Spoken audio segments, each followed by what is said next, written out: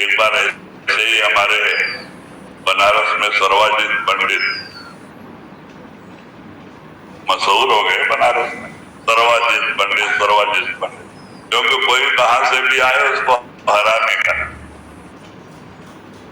सब पाठ किया था, हराने का बड़ा बन के बैठ। तो एक बार वो क्या हो गया कि सब लोग उनको सर्वाजीत पंडित बोलते थे, लेकिन माँ जो है वो मामली नाम से बुलाती थी। तो इनको बड़ा दुख होता था, 4 आदमी बैठे रहे और जाके मामली नाम से बुलाया।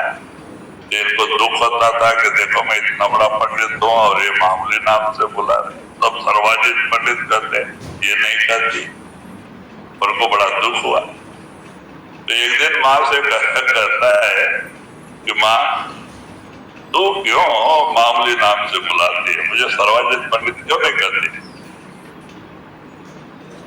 तो माँ कहती है बेटा तूने सबको जीता होगा, यही एक जुलाहा कबीर है,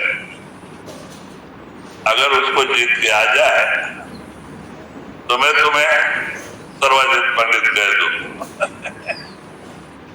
तब ये कहते हैं अरे वो जुलाहा रेशमी कपड़ा बुनने वाला, मेरे सामने वो क्या जवाब देगा, वो अनपढ़ है। मैं अभी जाता हूं उसको हरा के साइन करा के लेके आता हूं। गए, उन्होंने क्या किया, अगर कबीर नहीं माना तो किताबों का प्रमाण बताना पड़ेगा, कौन से किताब में वो है। तो अपना 4 वेद 6 7 18 पुराण 2 थैली लटकाया बैल पे, सब भर लिया और एक शिशु को लिया, शिशु को रस्सी पकड़ाया बैल का, तो चल मैं आगे आगे जाता हूं तुम पीछे पीछे आ।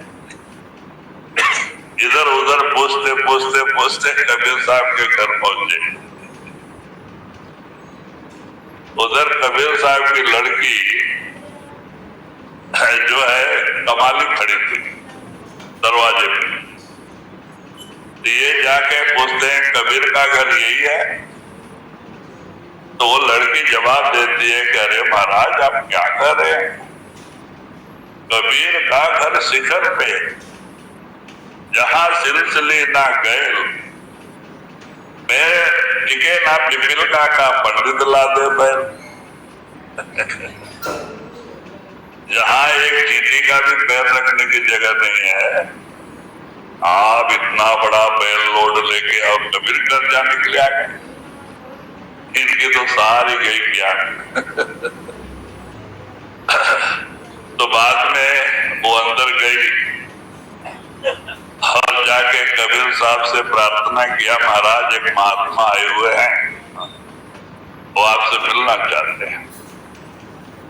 संतों के अंदर दीनता नम्रता होती है, संत सबकी इज्जत करते हैं। कबीर भाग के पानी लेके आए, लोटा पानी दिया, ब्राह्मण देव पैर धोया और उनको अंदर बुला के लेके गए, आसन पे बिठाया। बोला महाराज इतना कष्ट करने के क्या कारण है? कहते कुछ नहीं, मेरी माँ ने ऐसा कहा, इसीलिए मैं आपसे वाद विवाद करने को आया हूं। शास्त्रार्थ कबीर साहब हाथ जोड़ करते, महाराज मैं अनपढ़ जुलाहा, आप पढ़े लिखे पंडित, एक पंडित एक अनपढ़ जुलाहे से वाद विवाद करे तो आपको क्या शोभा देता है? बात क्या है? ऐसा ऐसा है तो आप लिख दो सर्वाजीत जीता कबीर हारा, साइन करो। बोला बड़ी अच्छी बात है देव। उन्होंने लिख दिया सर्वाजीत जीता और कबीर, उसने ही लिखा और कबीर साहब ने साइन किया। बड़े खुश हो गए, चलो वाद विवाद करने की जरूरत नहीं, ऐसे ही काम बन गया। वहां से आए और पेपर माँ के सामने फेंक दिया। कहा मैं तो अनपढ़ हूं, मुझे अक्षर भैंस बराबर तू पढ़ के तो बता। तो माँ वो क्या किया, लिया पढ़ने लगा, उल्टा हो गया, सर्वजीत हारा और कबीर जीता। बड़े चक्कर आंख फाड़ फाड़ के देख रहे कि मैंने ही लिखा, ये कैसे हो गया। ओ ये जुलाहा कोई मंत्र तंत्र सीखा होगा। अच्छा फिर जाता, हो सकता है गलती हो गई लिखने में।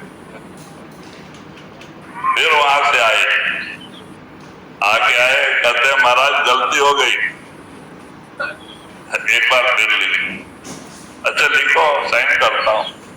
तो लिखा कबीर हारा सर्वजीत जीता, और 10 बार पढ़ा कि कहीं गलती तो नहीं हुई, और पढ़ के कबीर साहब ने साइन कर दिया नीचे।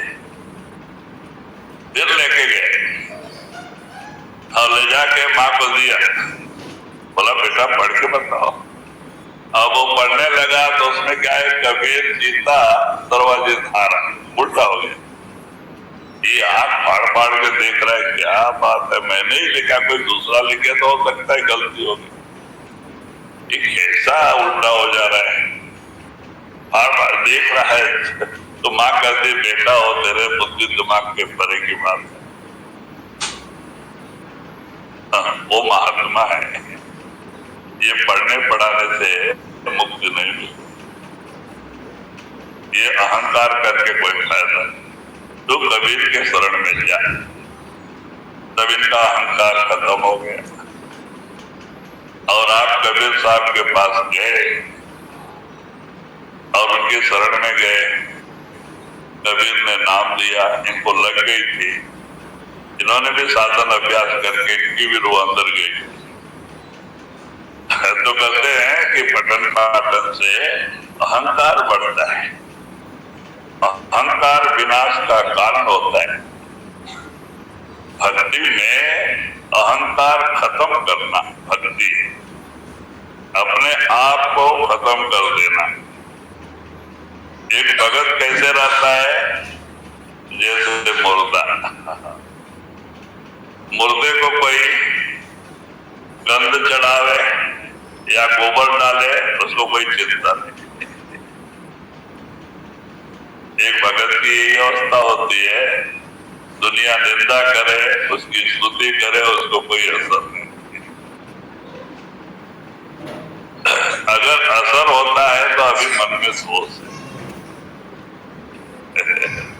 तो कहते हैं भक्ति बड़ी ऊंची है,